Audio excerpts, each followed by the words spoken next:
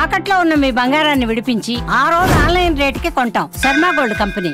నమస్కారం, welcome to Suman TV. నేను గీతాంజలి. శ్రావణ మాసంలో ఎంతో విశేషంగా వరలక్ష్మి వ్రతాన్ని ఆచరిస్తారు, అలాగే లక్ష్మీ అమ్మవారిని పూజిస్తారు. వీటితో పాటుగా మంగళగౌరి వ్రతాలని మంగళవారం రోజున ఆచరిస్తారండి. ఖచ్చితంగా నియమం ఉంటుంది. కొంతమందికి నోముగా వ్రతాలుగా ఆచరిస్తారు. కొన్ని పదార్థాలు అమ్మవారికి ప్రత్యేకంగా వండి సమర్పిస్తారు. కొత్త పెళ్లి కూతుర్లు ఎవరైతే ఉన్నారో వాళ్లతో ఈ వ్రతాన్ని ఆచరింపజేస్తారు. అలాగే పెళ్ళైన కొన్ని సంవత్సరాల వరకు కూడా ఈ వ్రతం ఖచ్చితంగా చేయాలని చాలా కుటుంబాల్లో ఆనవాయితీ ఉంటుంది. మరి ఆ వ్రతాన్ని అసలు ఎలా ఆచరించాలి? కొత్తగా చేస్తున్న వాళ్ళకి ఎన్నో సందేహాలు ఉంటాయి. అలాగే ఆ రోజున నియమంగా ఇవి ఉన్నాయి, ఖచ్చితంగా ఇవి పాటించాలంటూ ఏమైనా ఉన్నాయా? తెలుసుకుందాం. వీటన్నిటి గురించి వివరించేందుకు ప్రస్తుతం మనతో పాటు ఉన్నారు ప్రముఖ జ్యోతిష్యులు బ్రహ్మశ్రీ నందిభట్ల శ్రీహరి శర్మ గురువు గారు. వారితో మాట్లాడదాం. గురుగారు నమస్కారం అండి.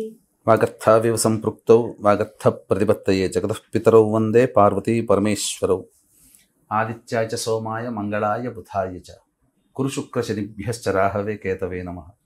శృంగేరి జగద్గురు పీఠాధిపతులకి, కంచి పీఠాధిపతులకి నమస్కారములు తెలియజేసుకుంటూ కార్యక్రమాన్ని ప్రారంభిద్దాం. గురుగారు, 29వ తారీఖు వచ్చిందండి, జూలై 29, ఫస్ట్ శ్రావణ మంగళవారం. ఇంకా విశేషం ఏంటి? మంగళగౌరి వ్రతాలు ఆచరిస్తారు. అసలు ఎందుకండి? మన శాస్త్రంలో ఏం చెప్పబడింది మంగళగౌరి వ్రతాల గురించి?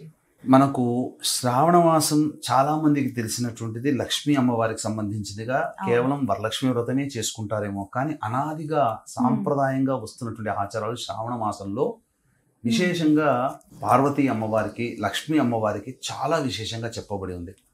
మంగళవారాలేమో శ్రావణ మంగళ గౌరీ వ్రతం అని, అలాగే ఈ శుక్రవారాలు వరలక్ష్మి వ్రతం అని, సోమవారాలు శ్రావణ సోమవారాలని, అలాగే శనివారాలు శ్రావణ శనివారాలని శివకేశవులకి సంబంధించినటువంటి కుటుంబానికి ఈ 4 రోజులు కేటాయించడం జరిగింది. ఆదివారం ఎలాగో సూర్య భగవాన్ 5 రోజులు, ఇక మిగిలింది ఏందమ్మా బుధవారం గురువారమేగా. కాబట్టి శివకేశవులకి భేదము లేదు అని చెప్పడానికి సూచించే మాసం శ్రావణ మాసం. ప్రత్యేకించి ఈశ్వరుడిగా ఎందుకు చెప్పబడి ఉంది అని అంటే, ఇక్కడ ఆషాఢ శుద్ధ ఏకాదశి రోజున శయన వ్రతానికి వెళ్ళి కనుక శయనించడానికి వెళ్తారు ఆ యొక్క విష్ణు భగవానుడు. మరి సృష్టి స్థితి లయకారకాలలో స్థితిని అంటే రక్షించేటువంటి వాడు విష్ణు భగవానుడు కదా. విష్ణు భగవానుడు చిన్న లాజిక్ చెప్తాను. ఎందుకు సోమవారం ఇంత విశిష్టత అంటే, విష్ణు భగవానుడు నిద్రించే సమయంలో మేల్కొని సృష్టిని అంతా కాపాడగలిగే బాధ్యత ఈశ్వరుడి మీద. అందుకనే శ్రావణ సోమవారం, ఈ శ్రావణ మాసం భాద్రపదం, ఆశ్వీజం, కార్తీకం వరకు కూడా ఈశ్వర ఆరాధన గొప్పగా చేస్తారు. కాబట్టి శ్రావణ సోమవారం. అలాగే ఈసారి శ్రావణ మంగళగౌరి వ్రతం నాగపంచమితో, అది నాగుల పంచమితో స్టార్ట్ అవుతుంది. మన నాట శ్రావణ మాసంలో నాగుల పంచమి 25వ తారీఖు రోజున పాడ్యమి శుక్రవారం, శనివారం విదియ, ఆదివారం తదియ, సోమవారం చతుర్థి, మంగళవారం పంచమి, నాగుల పంచమి. నాగుల పంచమి ప్లస్ మంగళగౌరి వ్రతం. అసలు మంగళగౌరి వ్రతం అంటే శ్రావణ మంగళ వారాలు ఎందుకు ఎవరు చేస్తారంటేనమ్మా, ముఖ్యంగా వివాహమైనటువంటి తర్వాత స్త్రీలు వివాహమైన తోడని వెంబడే శ్రావణ మాసం వచ్చి, అంటే సపోజ్ ఇప్పుడు మీకు చైత్ర మాసంలో వైశాఖ మాసంలో వివాహమైంది, వచ్చేది శ్రావణ మాసంలో. కాబట్టి వివాహమైన వాళ్ళకి మొట్టమొదటి శ్రావణ మాసం ఉంటుందో అప్పుడు ఈ వ్రతాన్ని పట్టుకోవాలి, ఆచరించి 5 సంవత్సరాల పాటు చేయాలి. 5 ఏళ్ళు చేయాలి. ఈ 5 ఏళ్ళు చేసి తర్వాత 5వ సంవత్సరం రోజున వాయనం ఇవ్వాలి. అంటే ఎలా ఈ యొక్క ఉద్యాపన చేయాలంటే, ఎవరైనటువంటి వివాహం జరుగుతున్న సమయంలో కన్యకి, వివాహం చేసుకునే కన్యకి ఆ యొక్క మాంగళ్యాన్ని సూచించేటువంటి ఈ తాళిబొట్లు ఇచ్చి వాయనం ఇచ్చుకోవాలి. ఇది ఆ ఆచారం. ఇలా చేయాలి. 5 ఏళ్ల పాటు ఖచ్చితంగా. మావిడే చేసింది. వివాహమైన తెల్లారి తర్వాత వచ్చి శ్రావణ మాసంలో పట్టుకుంది. 5 సంవత్సరాలు నిరాటంగా చేసి వాళ్ళ బంధువుల్లో ఎవరు అమ్మాయి వివాహం అయితే బంగారు తాళిబొట్లు చేయించేసి వ్రత ఉద్యాపన చేసేసుకుంది. ఈ వ్రత ఉద్యాపన ఈ 5 సంవత్సరాలు ఎప్పుడైనా చేసుకోవచ్చు. మళ్ళీ శుక్రవారాలు 5, అలాగే మంగళవారాలు కూడా 5 వచ్చాయండి. అంటే 5 వారాల పాటు వ్రతాన్ని చేయాలి. శ్రావణ మంగళ గౌరి వ్రతం 5 వారాలు ఒక సంవత్సరం జరిగినట్టు లెక్క.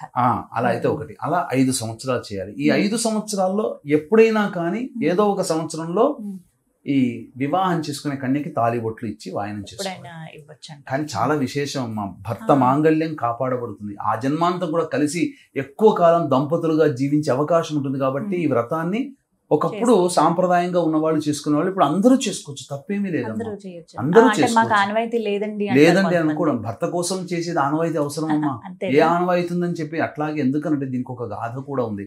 పూర్వము దంపతులకి వివాహం అయిన తర్వాత ఎంతకి సంతానం కలగకపోతే పరమేశ్వరుని ఆరాధన చేస్తారు. పరమేశ్వరుని వరప్రసాదం వల్ల చక్కగా ఒక అబ్బాయి జన్మిస్తాడు.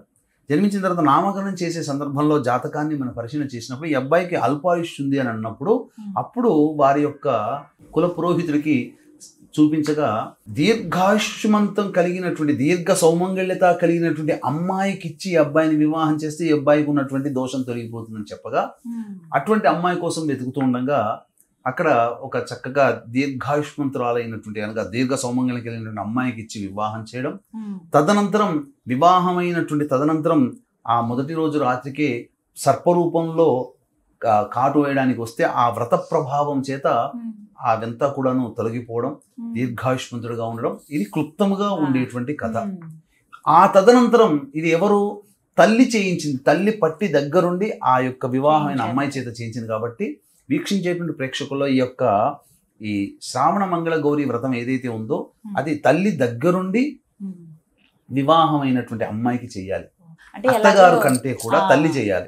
ఆషాఢ మాసంలో ఎలాగో పుట్టింటికి వస్తారు కాబట్టి చక్కగా ఈ మాసంలో శ్రావణ మాసంలో శ్రావణ పట్టీలని కూడా ఉంటాయి కదా. కాబట్టి శ్రావణ మాసంలో తల్లి దగ్గరుండి తన కూతురి చేత ఈ వ్రతాన్ని ఆచరింపచేసి అత్తగారింటికి పంపించడం ఆచారం.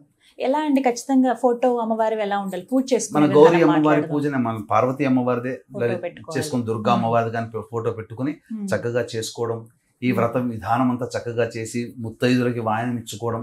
అంటే మొదట ముగ్గురు ముత్తైదులకి ఉన్నప్పుడు ఒక ముత్తైదుకి చేసుకో మొదటి సంవత్సరం, తర్వాత ఆ సంఖ్య పెంచుకోవాలి 3 సంఖ్యలో, తర్వాత ఆ 3+6 అట్లా సంవత్సరం పెరుగుతున్న కొద్దీ సంఖ్య పెంచుకుంటూ రావాలి. తర్వాత వ్రత కథ చదివేటప్పుడు కత్తికి ఆ విధంగా ఆ అమ్మవారి యొక్క దీపారాధన చేస్తాం కదా, ఆ దీపారాధన అంతా కూడా మసి పట్టుకోవాలి, అంటే కాటికలాగా దాన్ని కాటికగా పెట్టుకోవాలి. తర్వాత ఆ యొక్క అమ్మవారికి సంబంధించినటువంటివి నైవేద్యంగా పెడతారమ్మా. అంటే దీపపు ఒత్తులు ఉంటాయి కదా, ఆ పిండి ముద్దలు, ఆ పిండి దీపాలు దంపతులు భుజించాలి. నేను ఒక వీడియోలో చూసానండి, ఇది ఆచారం నిజంగా ఉందంటే కొంచెం పాలు ఇలా పోసి వెలుగుతున్న దీపంతో పాటుగా తినేస్తారు, ఆ మసితో సహా తినేస్తారు, ఆ దీపపు ఒత్తితో సహా తినేస్తారు. ఉంది, చెయ్యాలి కూడా ఆచారం ఉంది. నేను చేశాను, మా ఇంట్లో నేను ఆచారం చేశాను. దంపతులు ఖచ్చితంగా చెయ్యాలి. కానీ విశేషం అమ్మా, అదే నూతన దంపతులు కాకుండా ఇప్పుడు గత సంవత్సరం అయిందనుకోండి, వాళ్ళు అప్పుడు ఆచరించలేకపోయారు అనుకోండి గురుగారు, మరి వాళ్ళు ఇప్పుడు చేసుకోవచ్చా, ప్రారంభించవచ్చా ఇప్పటి నుంచి?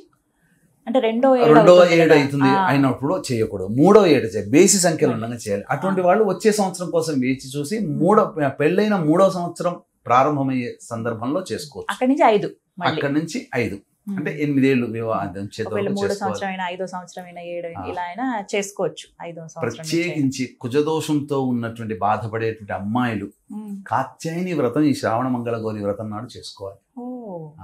చాలా విశేషం. అన్ని చాలా వ్రతాలు ఈ మాసంలో కాత్యాయని వ్రతం అనేటువంటిది చేస్తారు. అయితే బయట దొరికేటువంటి పుస్తకాలలో కాత్యాయని వ్రతంలో ప్రతిష్ఠ చేసేటువంటిది లేదు. మరి ఎలా గురువుగారు? అందుకని దానికి చక్కగా బ్రాహ్మణుని పిలిపించుకొని కాత్యాయని వ్రతం చేసుకుంటే చాలా మంచిది. ఆవాహన ఉన్నది కానీ ప్రతిష్టగా చేసేటువంటిది లేదు. అందుకని ఆ విధంగా బ్రాహ్మణుని పిలిపించుకొని కాత్యాయని వ్రతాన్ని ఆచరించి శ్రావణ మంగళ అంటే కాత్యాయని వ్రతం ఏ మాసంలోనైనా మంగళవారం చేసుకోమన్నది. కానీ విశేషించి కుజదోషంతో బాధపడుతున్నటువంటి వాళ్ళు, వివాహం కాలేకపోతుందని బాధపడే అమ్మాయిలు కాత్యాయని వ్రతాన్ని ఈ శ్రావణ మాసంలో కనుక చేసుకుంటే అద్భుతం, ఖచ్చితంగా కార్తీక మాసంలో కల్లా సంబంధం కుదురుతుంది అమ్మాయికి.